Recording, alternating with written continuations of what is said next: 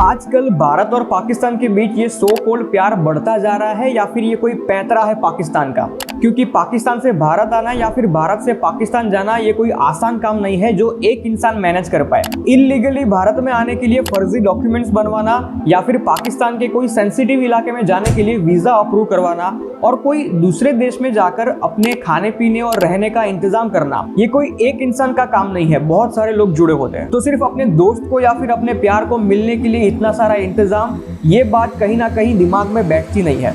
तो आज हम इसी चीज के बारे में डिस्कस करने वाले हैं। मेरा नाम है मनन सोनी जी और मैं उनकी वीडियोस बनाता हूं जो अपने तन मन धन का गलत उपयोग करते हैं।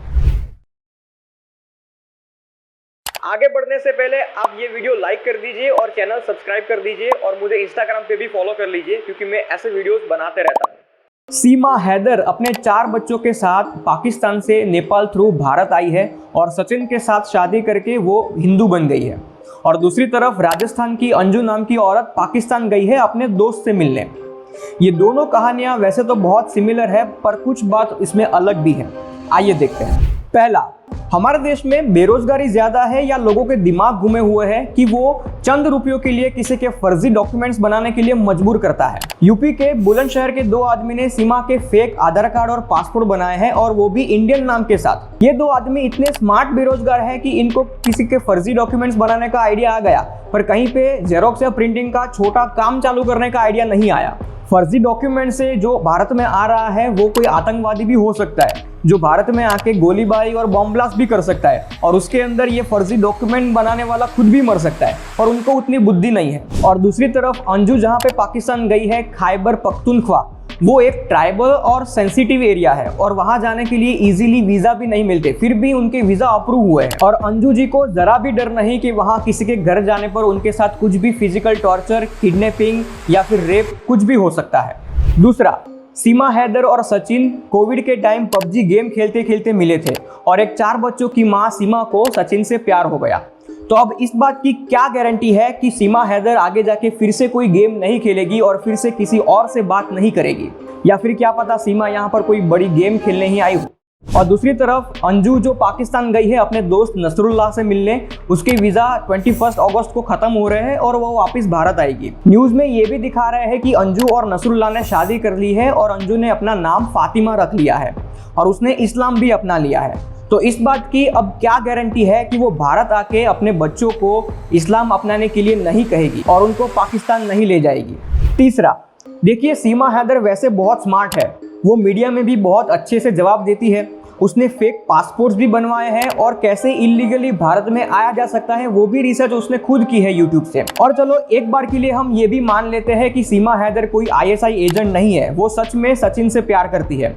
तो क्या उसको एक बार भी ये ख्याल नहीं आया कि उसके 4 बच्चों को सचिन कैसे पाल पाएगा, क्योंकि सचिन की ऐसी कोई खास इनकम सोर्स नहीं है और उसका घर भी छोटा है। और सचिन को भी क्या ऐसा एक बार ख्याल नहीं आया कि वो सीमा के 4 बच्चों को कैसे पाल पाएगा, वो नहीं सोच पाया क्योंकि उसका माइंड वॉश हो चुका था शायद। दूसरी तरफ अंजू जो पाकिस्तान गई है, हम ये भी मान लेते हैं कि वो भी सिर्फ अपने दोस्त को मिलने गई है। अंजू को नसरुल्लाह से कोई भी प्यार मोहब्बत नहीं है, तो फिर सिर्फ अपने दोस्त को मिलने के लिए वो अपने पति के साथ भी जा सकती थी। अपने पति के साथ वो पाकिस्तान की दूसरी जगह भी घूमती, 2 दिन अपने दोस्त से भी मिलती और घूम के वापस आ जाती। पर वो तो अकेले गई है और वो भी तब तक रुकने वाली है जब तक उसके वीजा खत्म नहीं होते, मतलब कि उसका भी माइंड वॉश हो चुका था। चौथा, भारत में सीमा ने सचिन से शादी करके हिंदू धर्म अपनाया है पर लोगों ने अभी तक उसको स्वीकारा नहीं है। लोग अभी भी उसको वापस पाकिस्तान भेजना चाहते हैं क्योंकि सीमा के ऊपर ISI एजेंट होने का आरोप लगा है। पर अगर मान लो सीमा के बदले कोई लड़का भारत आया होता तो भी शायद लोगों का यही व्यवहार होता और पुलिस का भी यही व्यवहार होता, लोग उसको नहीं स्वीकारते।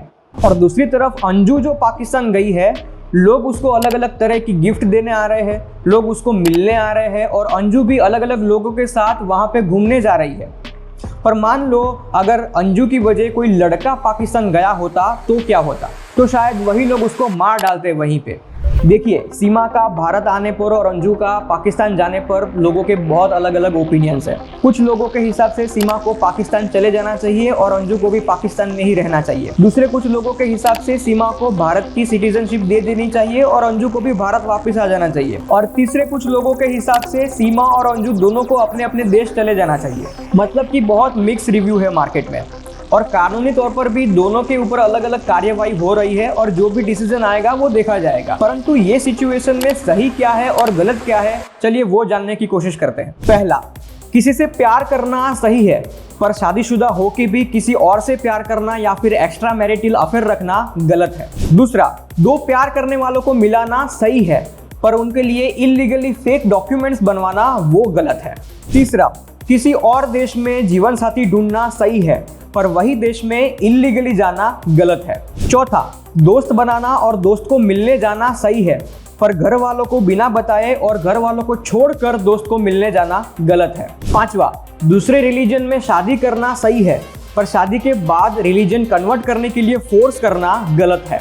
छठवा, किसी से नेचुरली प्यार होना और उनसे शादी करना सही है, पर सिर्फ अपने रिलीजन में उसको कन्वर्ट करने के लिए ब्रेन वॉश करके प्यार करवाना गलत है। देखिए, ऐसी बहुत सारी बातें जो आपको लगती हो कि सही या गलत हो सकती है, वो आप मुझे कमेंट करके बता सकते हो। और किसी से प्यार या दोस्ती करने से पहले हमें 10 बार सोचना चाहिए कि उससे हमारे फ्यूचर पर क्या असर होगा, हमारे परिवार पर क्या असर होगा और हमारे समाज पर क्या असर होगा।